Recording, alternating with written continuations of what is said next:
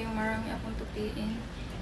Samahan niyo muna ako saglit lang. Mag-video lang tayo ng mga 3 minutes.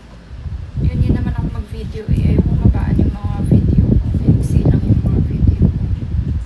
Para hindi kayo maboring na manood. Kasi pag mahaba, nabuboring manood yung tao. So, hindi din naman nila tatapusin. So, maganda yung maiksi lang. Ay, mabilis lang dito matuyo kasi yung nilabhan ko to kahapon eh, naka-dryer naman siya. So, kunting hangin lang, natutuyo na siya. Lalo na doon, ay kanina pala, sobrang init. And, maano din doon, mahangin. So, mabilis na talaga siya matuyo.